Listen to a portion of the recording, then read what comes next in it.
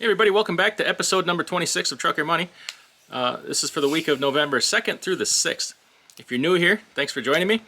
On Trucker Money, we talk about all things to do with money outside of trucking. You work hard all week, make all that money with them good rates. What are you going to do with it? You're going to build some passive income for yourself, do some investing, build a retirement. Just want to help motivate you to do that. This is not investment advice, just me sharing my personal journey.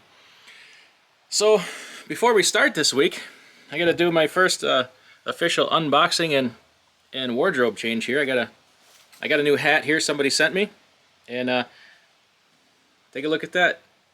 Got my very own genuine Mother Trucker hat.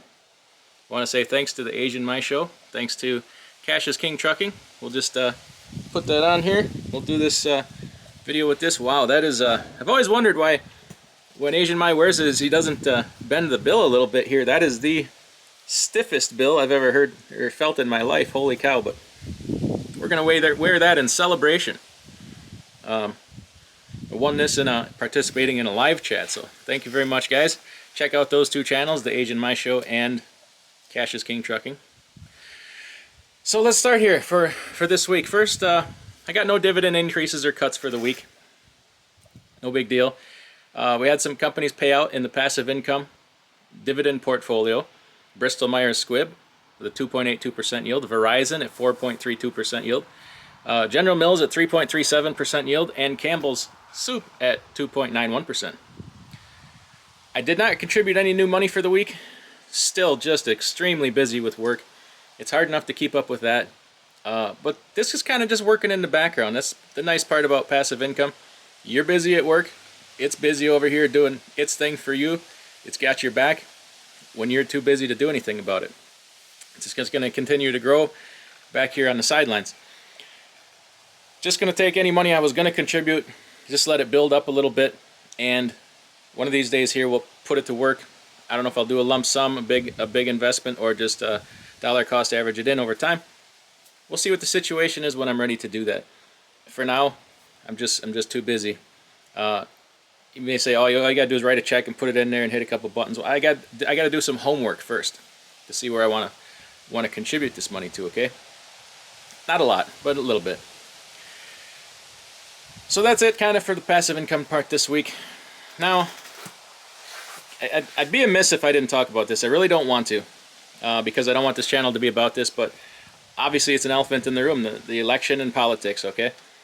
We've got turmoil and chaos and panic and hate and discontent and rioting, and guess what? I got nothing to say about it. I mean, I do. I have very, very strong feelings about it, but you don't need to hear it. You can hear that on any channel. You can seek out, if you're on the left, you can go to this other channel over here. If you're on the right, you can go to this other channel.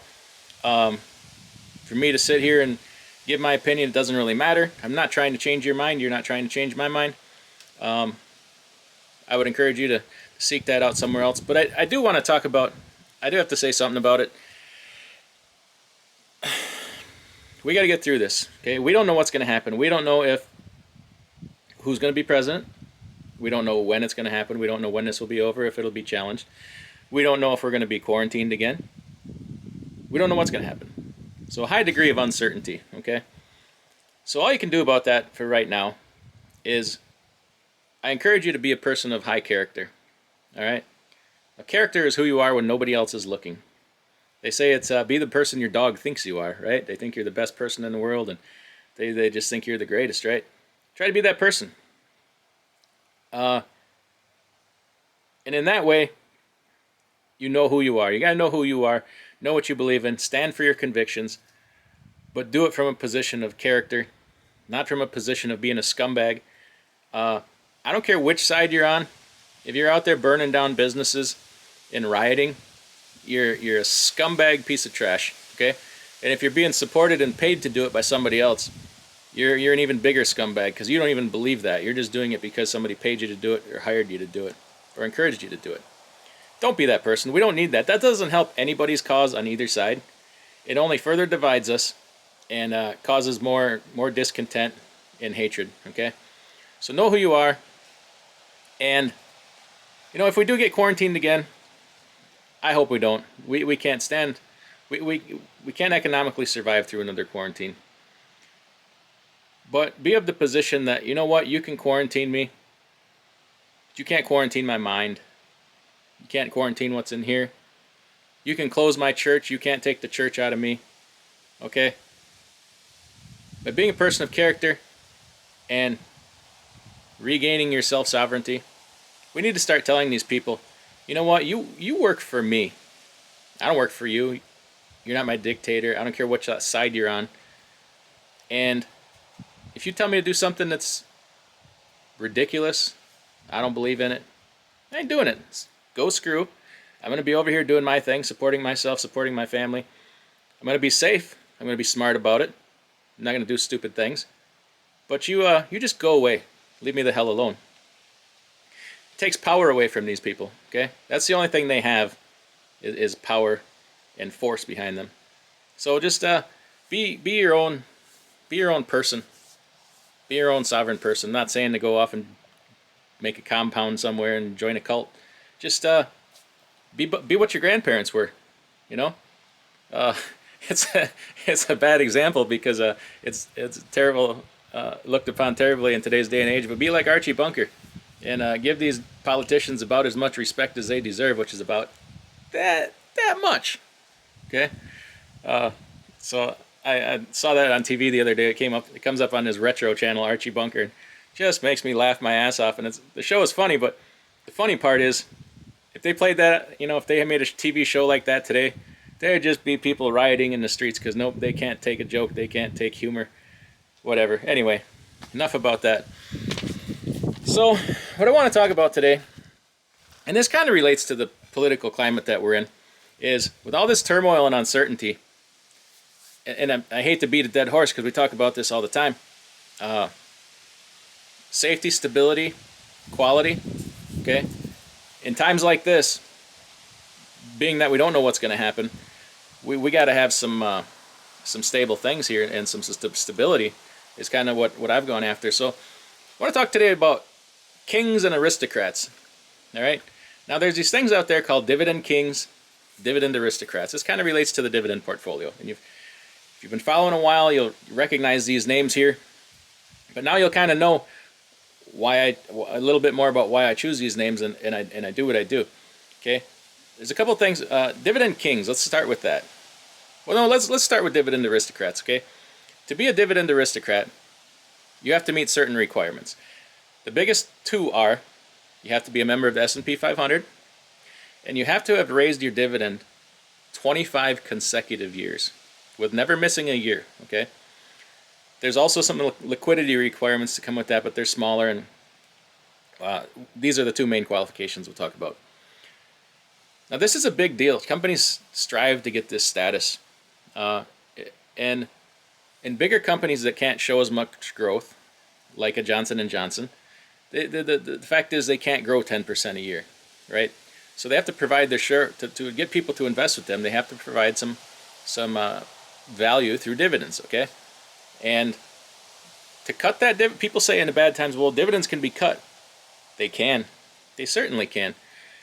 But this is a meaningful status to companies. Okay, take ExxonMobil, for example. Right now, people are panicking. ExxonMobil is going to have to cut the dividend. They might, but they've been screaming that for 8 months, okay, because oil's been in the crapper. ExxonMobil is a dividend aristocrat. It is a big deal to them to keep that status. Will they cut the dividend? They might have to, maybe, but it damages the company when they do that. It changes people's favorable opinion of the company, okay? So, not that it's a last resort, but it's something that a company doesn't really want to do. Because when you take away the investor's dividend, what do they have left? They have an oil company that is in the business of oil, which is in trouble right now. So right now, and these lists change all the time. Right now, there are 66 dividend aristocrats. So you can see that this is kind of a prestigious group.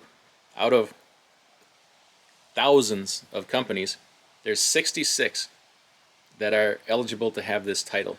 So it's an elite group to belong to. And the names in here, you recognize most of them. Okay, they're an entrenched group of companies that are a big part of your life.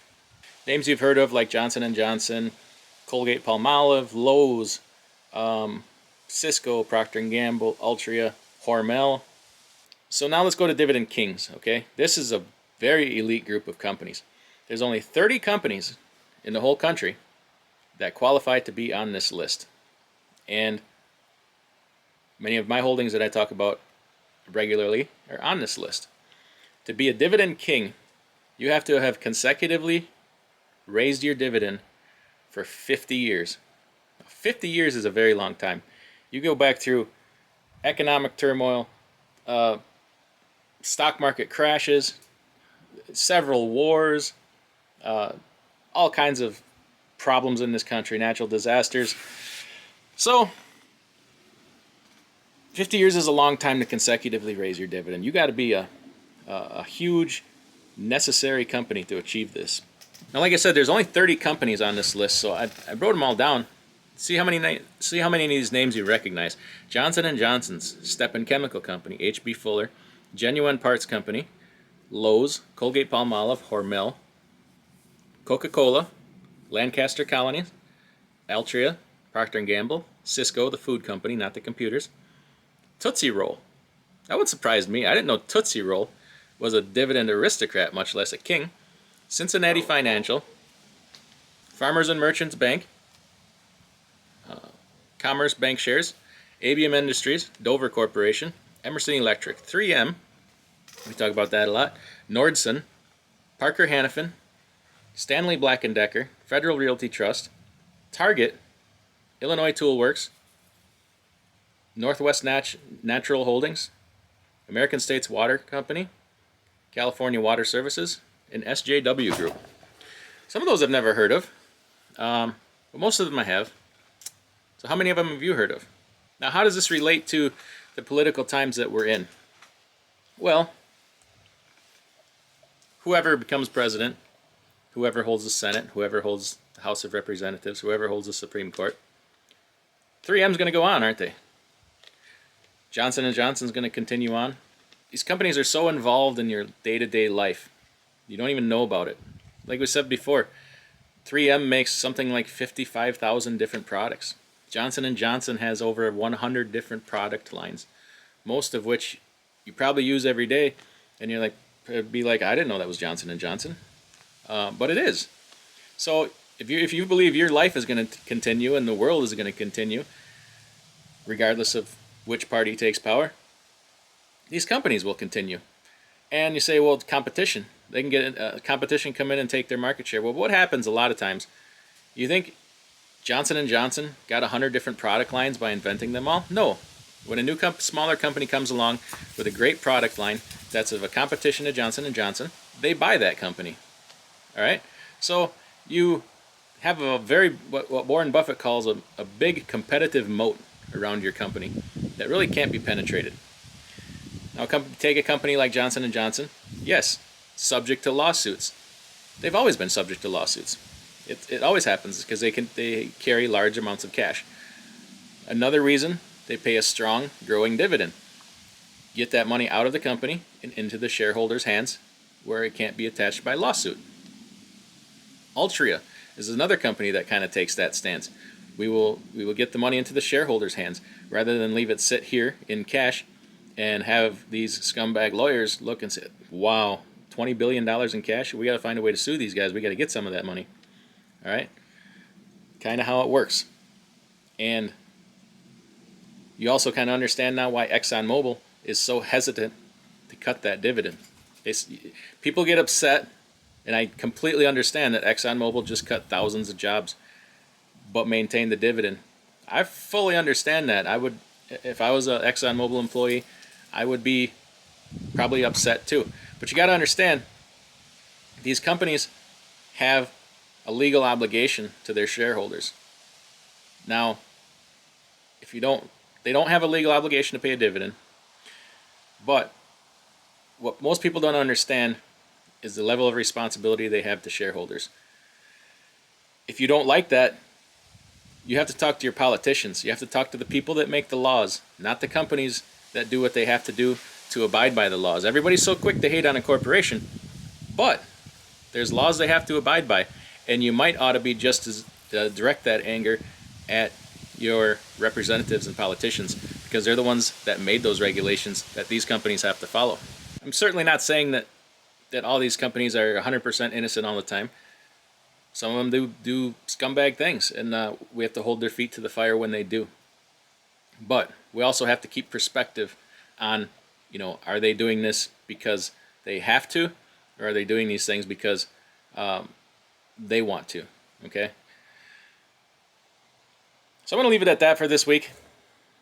Just wanted to get a couple of those things off my mind, and keep your head up. Don't let this whole situation get you down, let you get depressed.